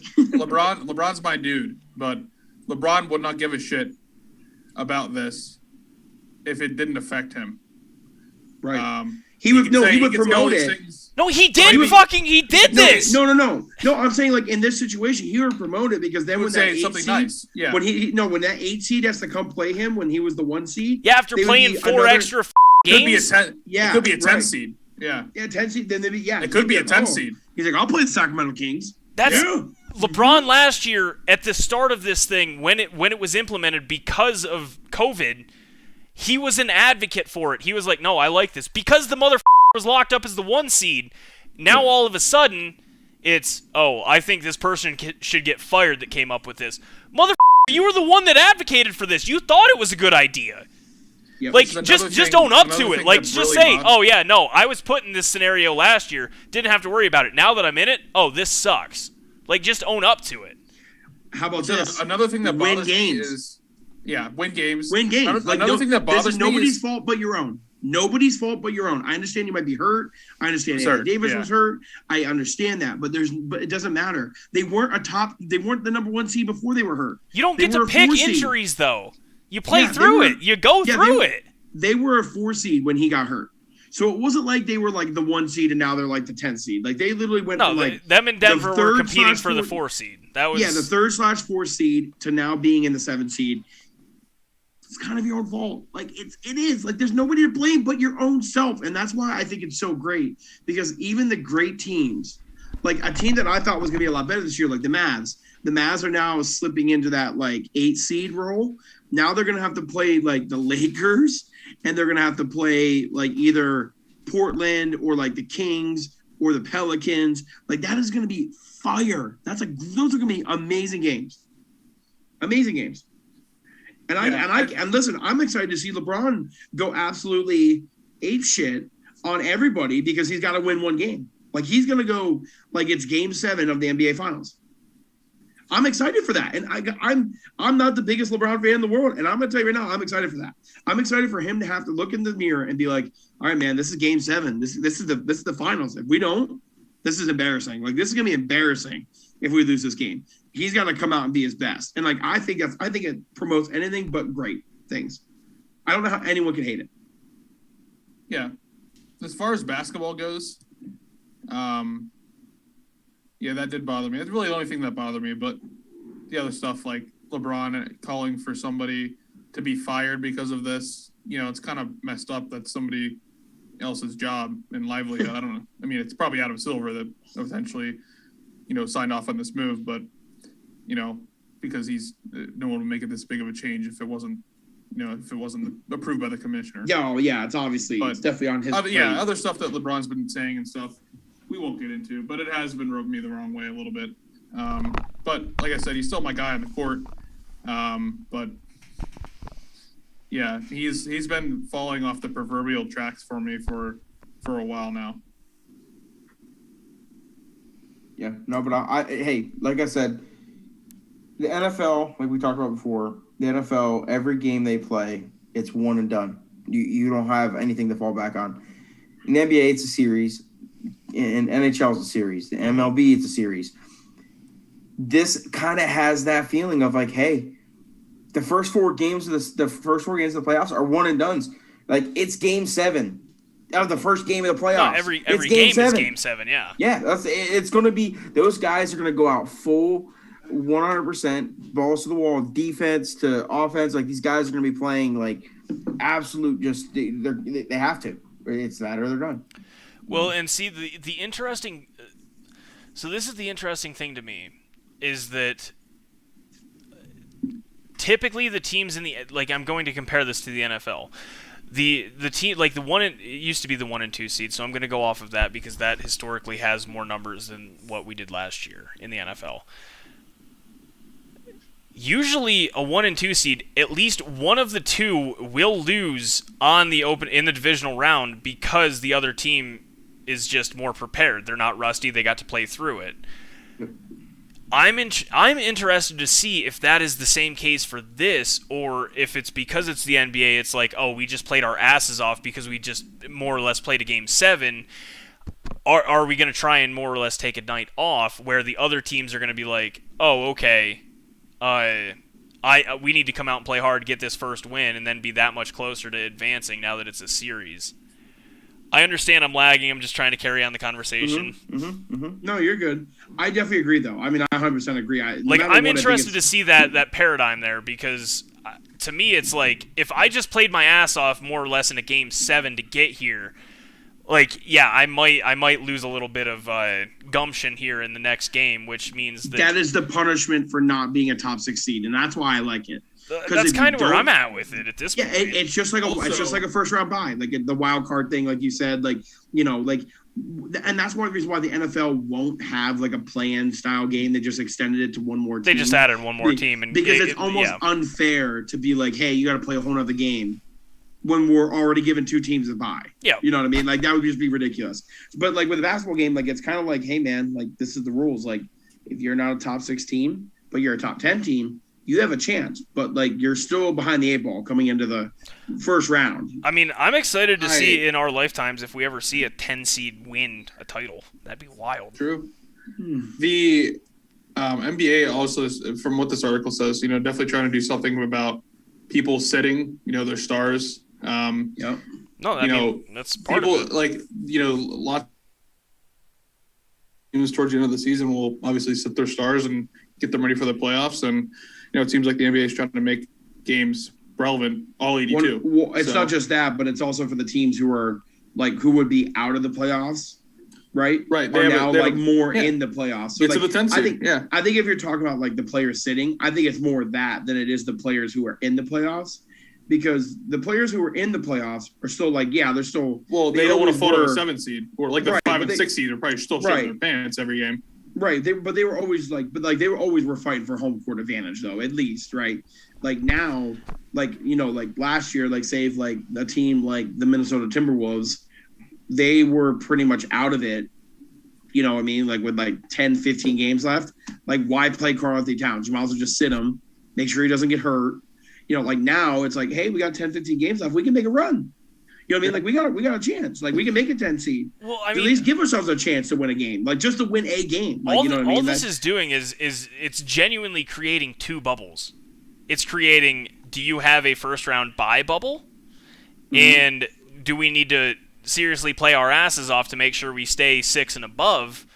But also it's creating, because only 2 teams technically have the ability to miss the playoffs or at least play in. That, hey, I understand we're 22 games behind first place, but we're only 3 games behind the 10th seed and in a potential chance of playing the 7th seed to get in here. So are we really going to be missing that much? It's creating 2 bubbles. The 4, 5, and 6 team need to play their asses off towards the end of the season to make sure they don't slide, but also the 9, 10, the 8, 9, 10 need to make sure, because usually these games are separated by a half a game. These teams are separated by half a game.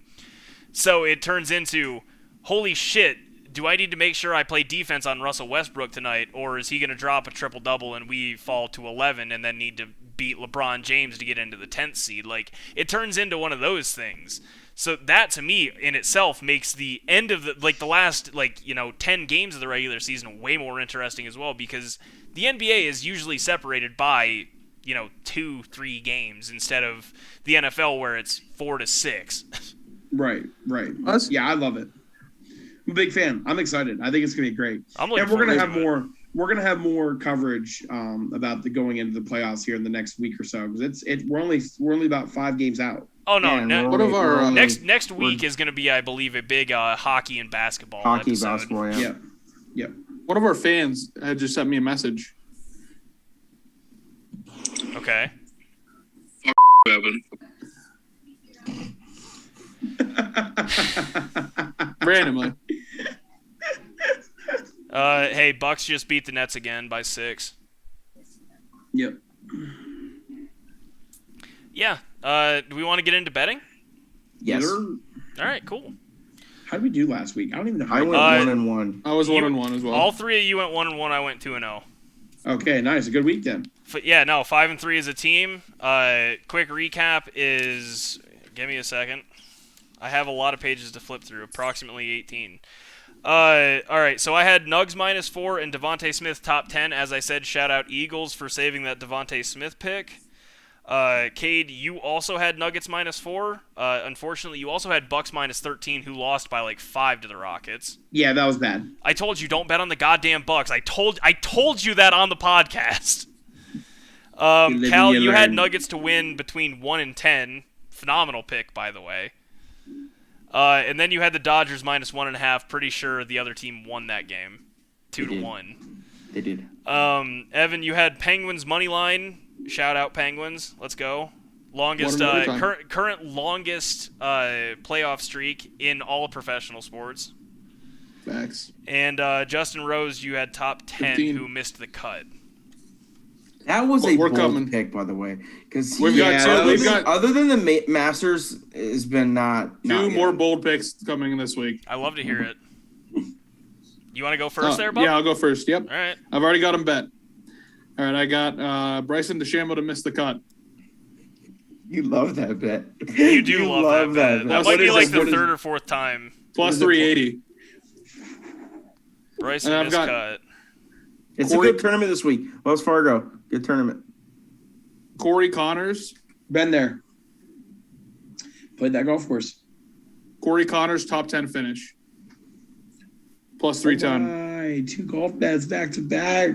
He loves doing it, man. If it's There's not nothing- UFC, there's it's really golf. no, and there is not a single fighter on that card that I know this week, Ty.